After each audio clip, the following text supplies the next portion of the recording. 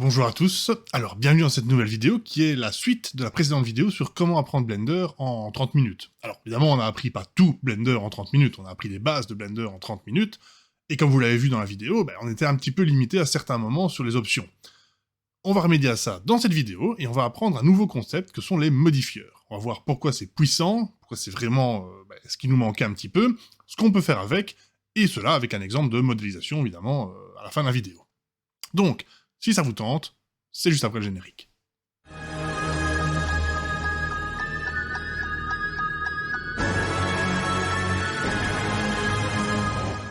Alors, oui, c'est encore ma tête, la vidéo va commencer, vous inquiétez pas. Donc, les modifieurs, j'ai expliqué d'abord le concept. Donc, un modifieur, c'est un peu comme un script. C'est quelque chose qui va tourner pour modifier votre construction, votre modélisation, et qui en plus est ce qu'on appelle non destructif, ce qui signifie que ce que vous allez voir n'est pas en fait vraiment le modèle derrière. Vous allez voir la somme de votre modèle plus le modifieur, le rendu final, enfin le rendu que ça donne, mais votre modèle n'aura pas encore été modifié. Si vous pouvez encore travailler sur le modèle d'origine et voir ce que ça donne une fois le modifieur appliqué.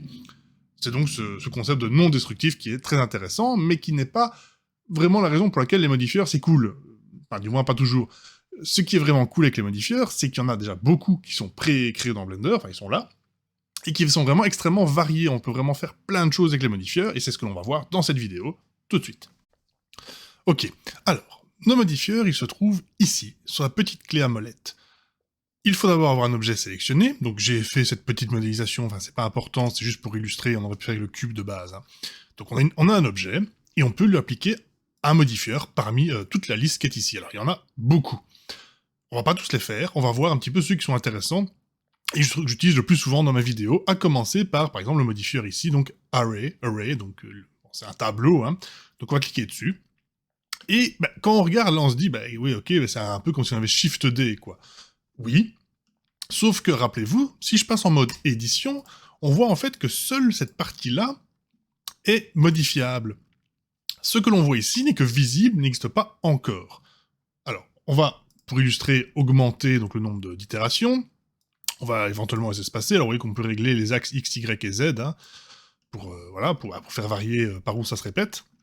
Mais ce qui est intéressant, c'est que ces modifieurs s'appliquant sur l'objet de base, si je venais à modifier, vous voyez, l'objet de base, tous les autres objets vont être modifiés, et cela tant que je n'ai pas appliqué le modifieur. Donc appliquer un modifieur, c'est pas obligatoire, mais si vous le souhaitez, ça se fait ici, la petite flèche. Bon, alors ça se fait en mode objet, pas en mode édition, donc vous cliquez votre objet, petite flèche, vous faites appliquer, et maintenant, toute la géométrie devient réelle, mais par contre, les objets ne sont plus liés entre eux. Alors, qu'est-ce qu'on a d'autre comme modifieur intéressant? Généralement, il y a le modifieur de booléen qui est très important, mais que l'on va faire juste après, parce que bon, c'est un peu différent. On a le biseau très intéressant, et justement l'élément qui nous manquait dans la première vidéo, c'est d'avoir un biseau qui va s'appliquer sur tout le modèle. Il suffit ensuite de régler, par exemple, la taille de cet arrondi, le nombre de courbes, enfin d'itérations ou de segments pour que ce soit plus ou moins lisse.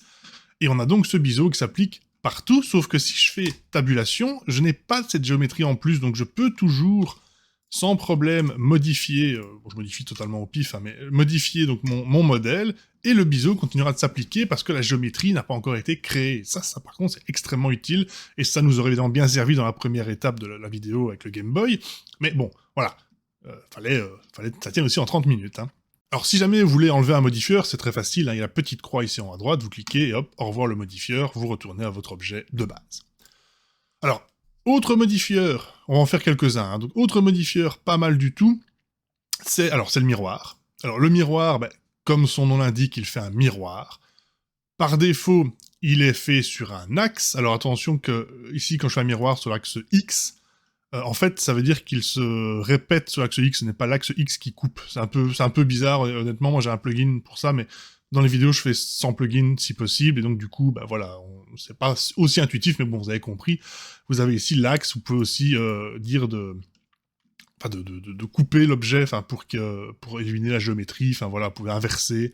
Si jamais vous voulez faire de droite à gauche ou de gauche à droite, enfin ici l'objet était symétrique et centré, donc ça n'avait pas d'impact, mais voilà. Le miroir, super utile donc pour modéliser la moitié d'un objet et automatiquement avoir le même de l'autre côté. Faites une voiture, faites un avion, vous n'êtes pas obligé de toujours faire comme je pourrais faire, qui serait, je vais l'enlever, hein.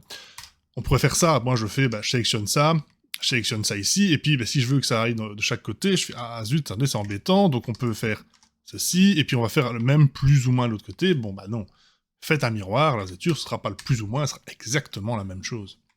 Alors les miroirs, les modifieurs peuvent s'empiler, donc on peut faire un miroir, puis un array, et enfin on peut rajouter un biseau, ce qui fait qu'on aura donc l'objet symétrique, avec la répétition, et chaque répétition donc aura ce biseau. Là évidemment j'ai appliqué le premier, donc il n'y a pas de...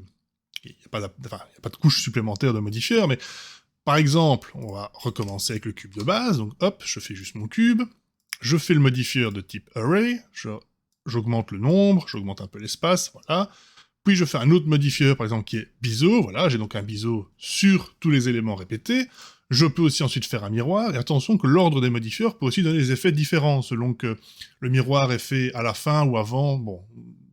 Voilà, vous pourrez jouer si vous voulez, donc simplement, avec les petits points ici, vous pouvez déplacer l'ordre des modifieurs. Généralement, le biseau, généralement on le fait à la fin, et en même temps, on peut le faire tout au début pour directement construire un objet où la géométrie ne va pas se marcher dessus. Donc là aussi, deux options, soit vous faites votre modélisation, et à la fin, vous mettez le biseau, et avec les problèmes que ça peut engendrer, soit vous le mettez dès le début, et vous essayez justement de faire... un modèle où il n'y a pas de vertex ou d'éléments trop proches les uns des autres. Voilà, donc là vous avez vu, on superpose, alors on va voir encore un ou deux modifieurs, donc on peut par exemple voir... Alors le Solidify, comme son nom l'indique, permet de rendre solide un objet, donc je vais effacer une face ici au-dessus, pour bien illustrer, donc j'ai donc maintenant cette espèce de bac, et ce que je voudrais bien, c'est le Solidify, en gros mettre une épaisseur partout. Alors si l'objet est déjà fermé, ça n'a pas grand sens, sauf pour l'impression 3D à la limite, mais ici, si je fais Solidify, je peux, vers l'extérieur ou vers l'intérieur, solidifier donc le fond et toutes les faces de mon modèle, par exemple, voilà, ça peut être très utile. Et il y en a un autre qui est utile, mais je vais pas le combiner sinon ça va faire bizarre. Je vais le faire sur un autre objet d'ailleurs, donc je vais effacer ça. On va le faire sur un arbre. On va faire ce que je vous ai pas montré. On va partir par exemple d'une face. On va effacer... voilà, on va effacer certains côtés, donc on se retrouve avec des points que je peux bouger. Donc je vais les bouger. Donc GZ, hop. Bon, ça, si vous avez oublié, regardez la première vidéo. Tout ce que je vais faire ici, c'est simplement bouger des points. Ça, j'en ai pas besoin.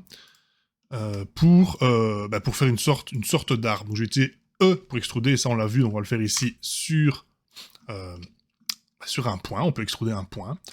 Et je vais le faire plusieurs fois, plus ou moins dans des directions à chaque fois un peu aléatoires. Bon voilà, le but n'est pas de faire un arbre magnifique, hein, voilà. Bon, on a une idée d'arbre, sauf que ça ressemble pas à un arbre, c'est des fils de fer.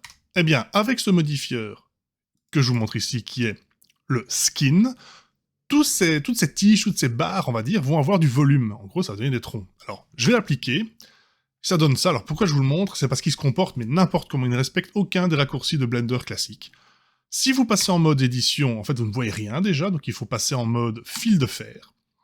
Là, vous allez voir qu'il y a donc tous des points à l'intérieur de ce volume, et si vous voulez mettre à échelle, c'est pas S. C'est pas S, c'est CTRL A. Pourquoi? Je ne sais pas, il doit y avoir une raison quelque part, mais CTRL A vous permet de donner du volume. Alors on va même utiliser une petite astuce qui est ici, donc le mode où ce n'est pas l'élément sélectionné qui est modifié, mais lui plus un petit peu autour.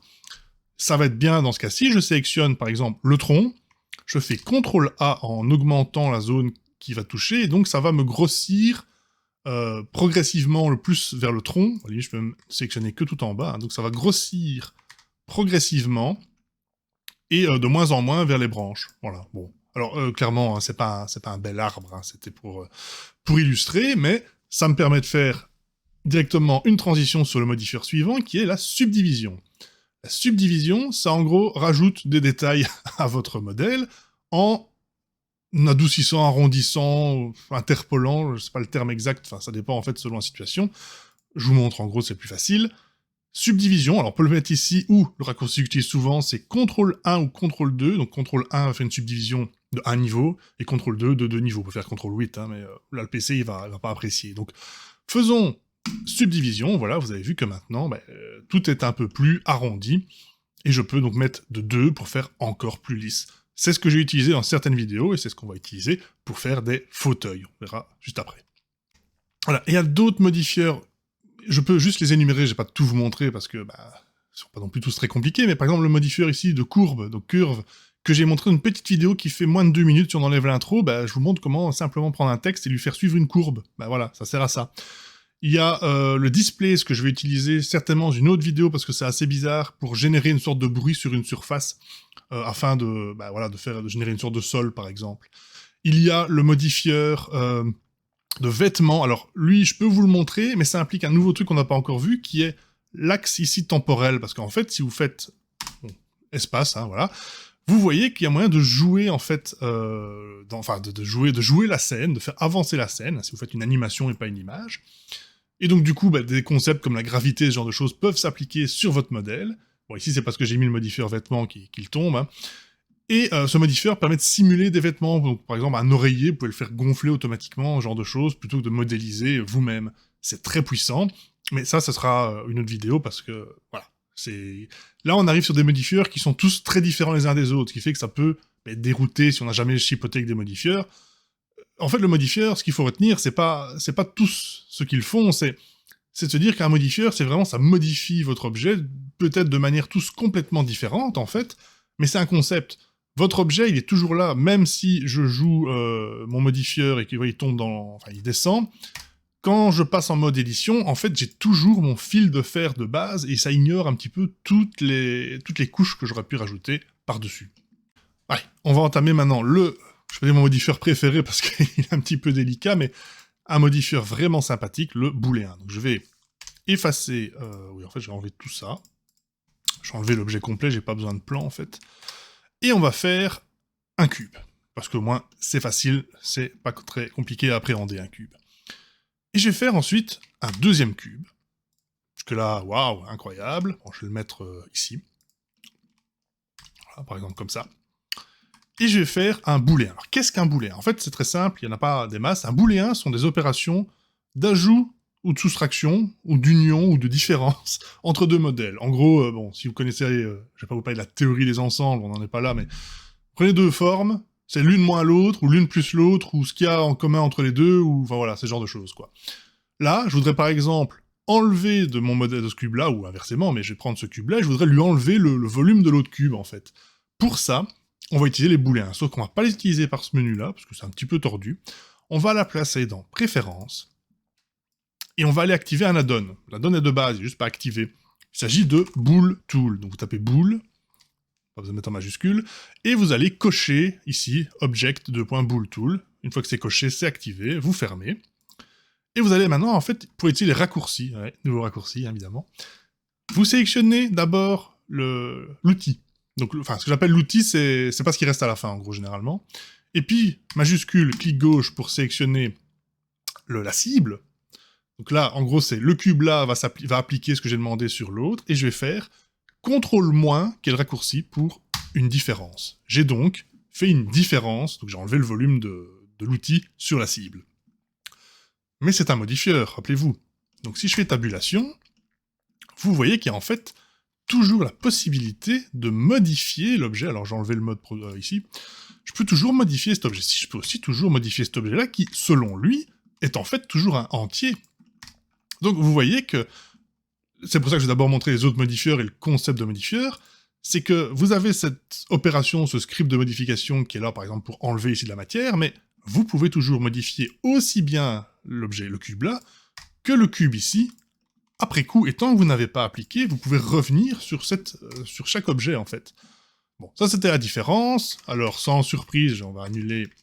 Hop, enfin j'aurais même dû... J'ai été bête, j'ai annulé, et en fait j'aurais peut-être dû simplement annuler le modifieur et laisser les formes, mais c'est pas très grave. Donc, si je reviens ici, je peux faire CTRL+. Bon, CTRL+, me donne en fait simplement une somme, hein. Bon voilà, c'est pas, enfin c'est la somme des deux, donc limite si je, oui, enfin voilà.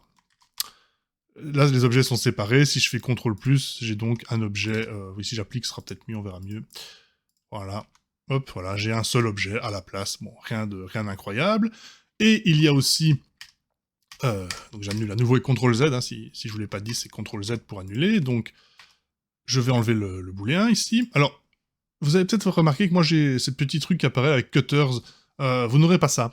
Et c'est pas grave, c'est purement un plugin que j'utilise, mais qui est payant, et donc je ne l'utilise pas vraiment dans mes tutos, mais il a quelques petits impacts, je vais pas le désactiver à chaque vidéo non plus.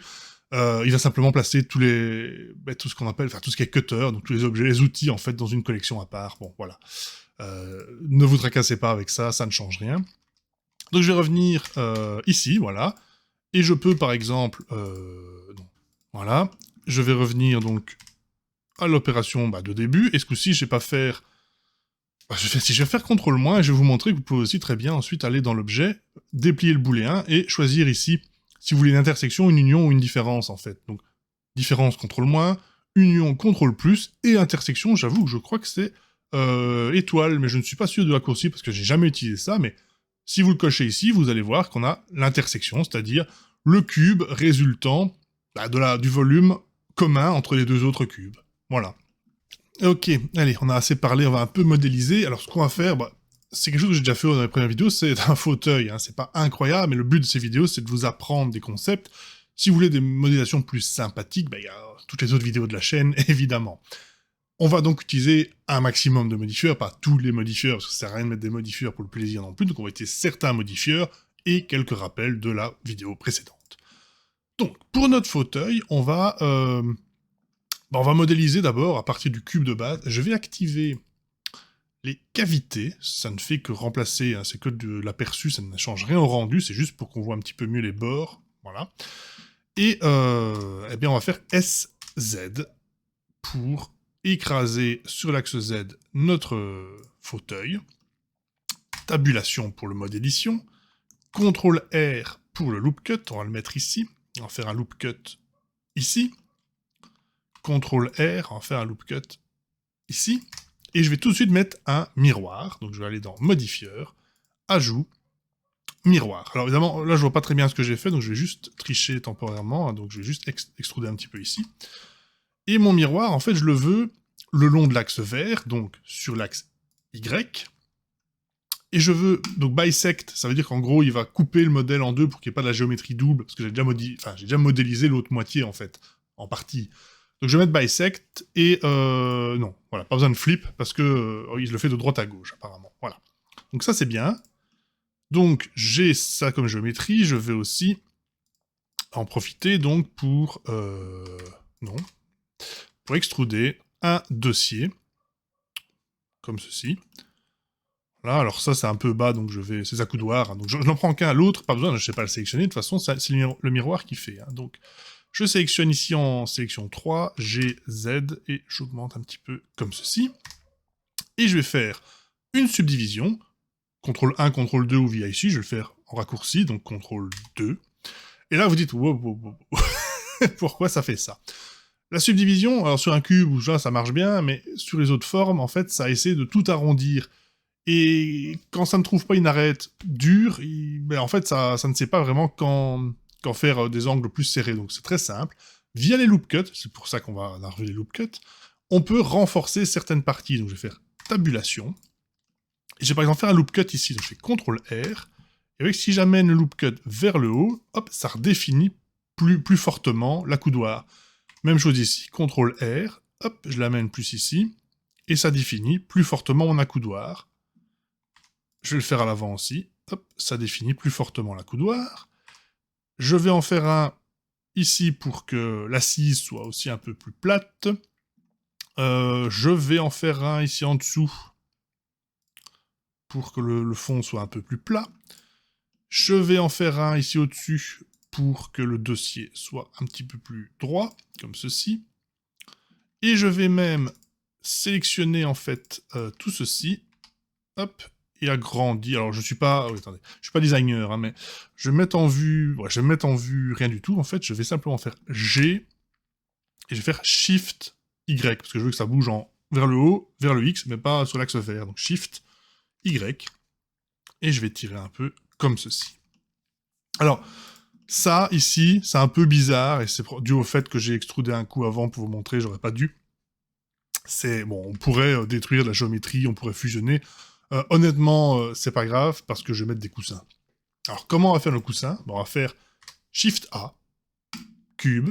Alors, oui, attention, faites bien Shift A en étant en mode objet, sinon ça va rajouter le coussin dans le fauteuil actuel. Moi, je veux un autre objet. Shift A, cube, SZ à nouveau. On va le S tout court, hein, bon, plus ou moins, on verra pour la taille après, hein, je vais mettre sur le côté. Et on va CTRL 2, et même chose avec le tabulation, je vais même, hop, on va renforcer un petit peu comme ça, on va renforcer un petit peu comme ça, on va renforcer ici vers le haut, et renforcer ici vers le bas. Donc on a notre coussin, qui m'a l'air bien épais, c'est bien, et je vais mettre un petit peu de détail dessus. Pour ce faire, je vais clic droit et je vais faire subdiviser. J'obtiens ceci. Et en fait, je voudrais bien avoir des détails dans chaque truc. Alors, je pourrais resubdiviser, en fait. Ça me donnera la géométrie que je veux. Je peux aussi faire F3, qui est un raccourci pour toutes les commandes, et taper Poke Faces. Ça fait des diagonales à la place de carrés. Bon, voilà. On va faire ça pour changer. Hein, ça vous montre 2-3 trucs. Et puis, en sélection 1, donc de vertex, je prends celui-ci. Je maintiens majuscule et je prends ceux-là. Je vais faire CTRL B. Alors, c'est un biseau. Pour rappel, le biseau, bah, c'est plutôt pour arrondir des angles, etc. Mais sur un point, ça ne marche pas, sauf si on appuie sur V, pour avoir, donc, justement, cette forme. Donc, moi, je vais faire un biseau, voilà, un petit biseau carré, comme ceci, que je vais extruder vers l'intérieur, un petit peu.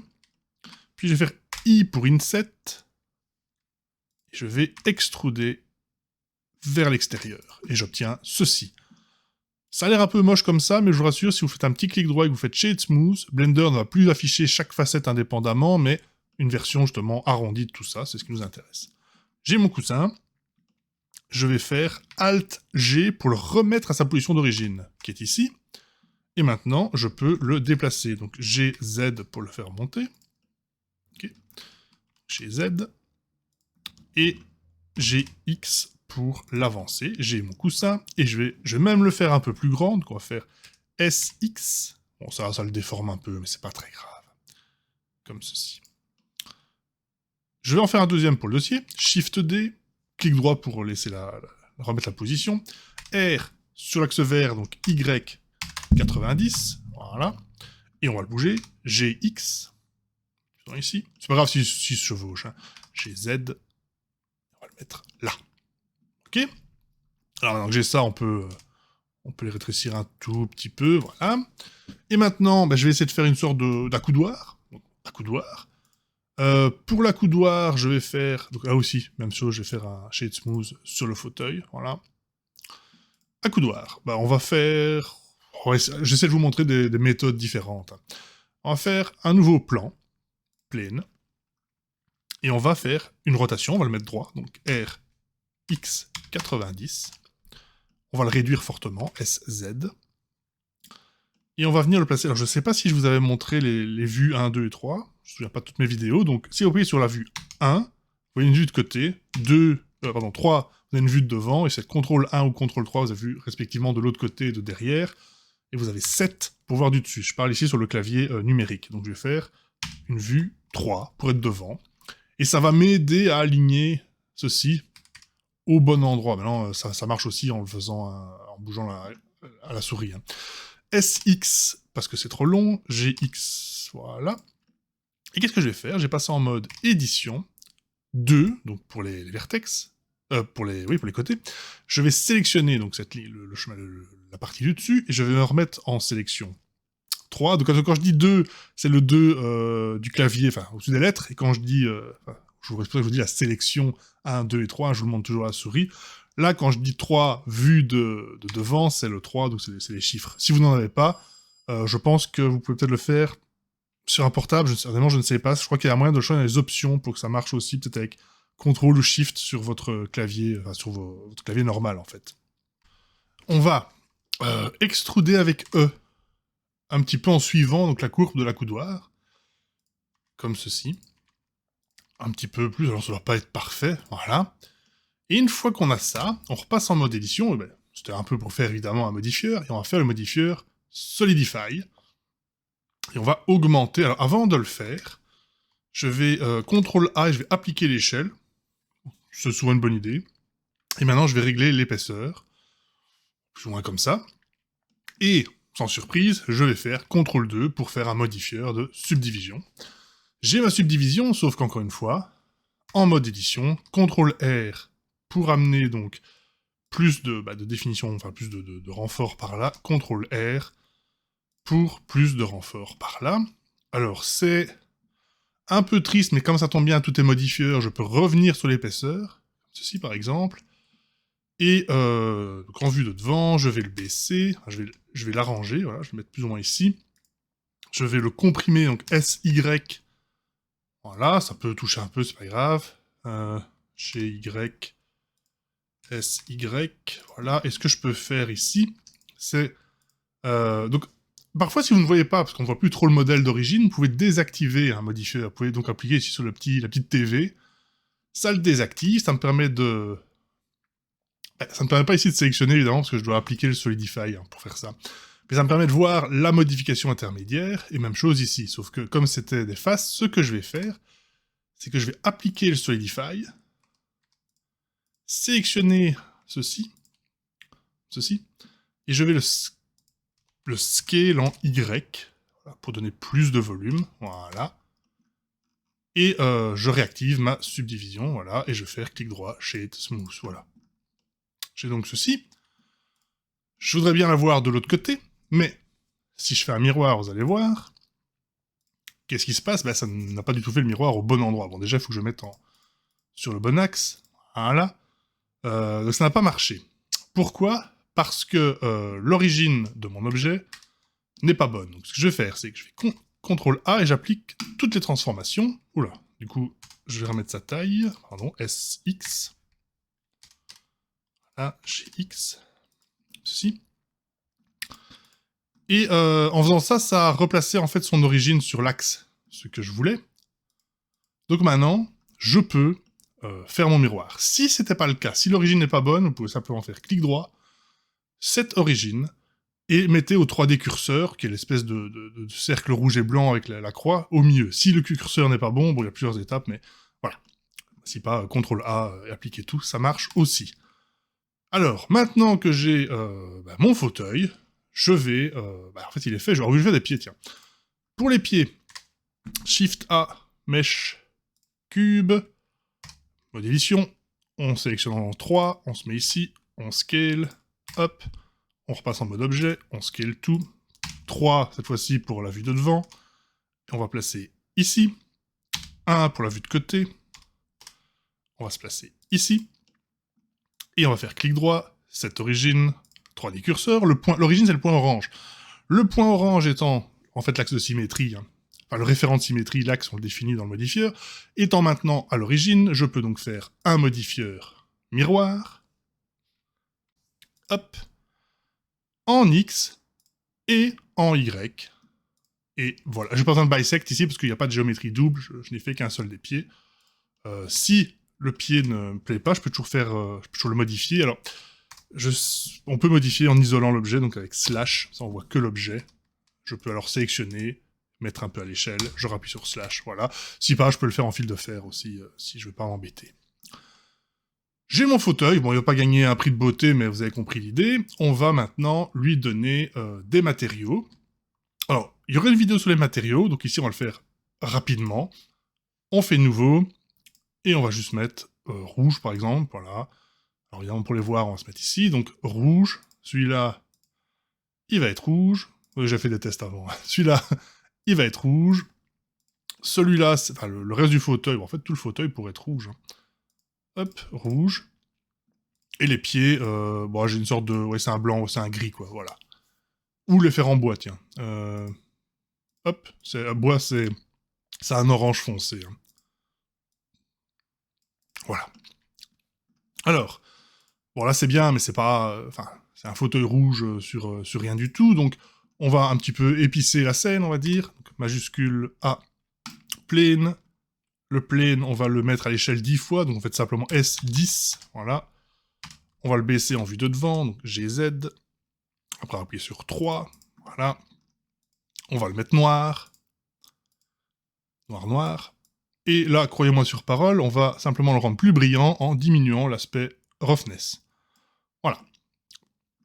Si j'appuie sur 0, je vois la caméra, alors je vais régler ma caméra pour faire un rendu carré. Donc, dans cet onglet-ci, on va mettre 1920 par 1920. Du coup, on voit que...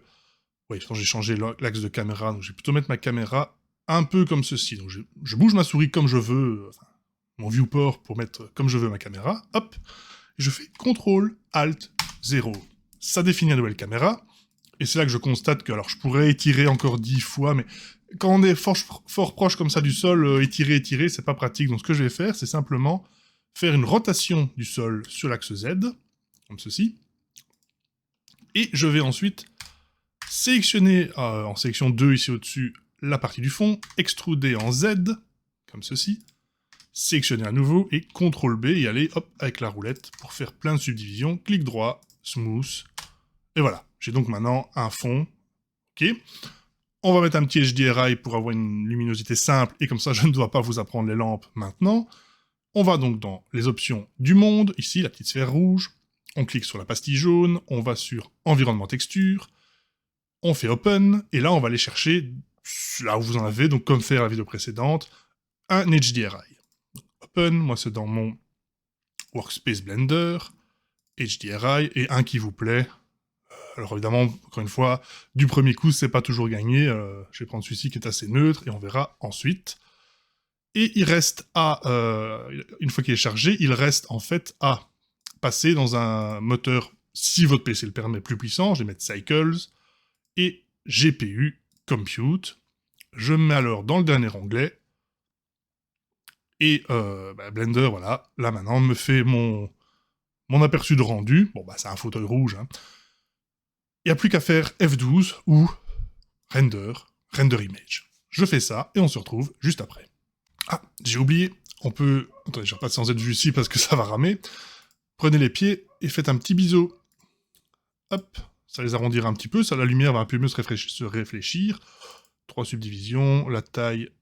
non, ça me semble bien. Donc vérifiez bien que ça c'est Shade Smooth, et mettez alors Auto Smooth, parce que sinon Blender fait des ombres un peu bizarres. Il n'est pas nécessaire de comprendre pourquoi, simplement le Shade Smooth adoucit, encore une fois, les angles, du moins l'aperçu que l'on aurait de ces angles. Sauf qu'en fait, quand les angles sont parfaitement à 90 degrés, en fait, ou plutôt quand les faces sont bien plates, du coup ça marche pas. Ce Auto Smooth permet de ne faire ça que à partir d'un certain angle. Donc en gros, dès que vous mettez Shade Smooth, dans 85-90% des cas, il faut cocher Auto Smooth. Là, on avait déjà normalement Shade Smooth. Là aussi, donc je pense que tout était Shade Smooth, parfait. On peut donc, cette fois-ci, faire F12. Et voilà le rendu final. Donc rendu final tel qu'il est sorti dans Blender, 0 retouche. Alors bon, comme c'est un peu low poly, hein, c'est pas un fauteuil super détaillé, un fauteuil tout rouge comme ça, sans lumière, hein, c'est pas dingue. Enfin, c'est cool, et c'est d'ailleurs ce qu'on sait faire jusqu'ici. On verra plus tard dans d'autres vidéos comment épicer un peu ça avec des lumières, etc. Mais voilà, c'est pas incroyable, mais c'est déjà un sacré pas en avant, parce qu'on a quand même maintenant toute la mécanique des modifieurs en plus. Pour ce qui est des lumières, j'ai quand même fait, moi, un autre rendu avec quelques lumières et un peu de contraste un peu boosté. Ben voilà, donc voici la comparaison entre les deux, tout simplement. Vous pouvez dire que vous préférez la version toute rouge sans contraste, hein, pas de problème, mais voilà. En gros, on est à ça de faire vraiment des rendus tout ce qu'il y a de plus correct, en fait. J'espère donc que cette vidéo vous a plu, donc comme j'ai dit, il y en aura d'autres dans la série. D'ici là, parce que je ne sais pas quand ça va sortir, d'ici là, passez tous une excellente journée.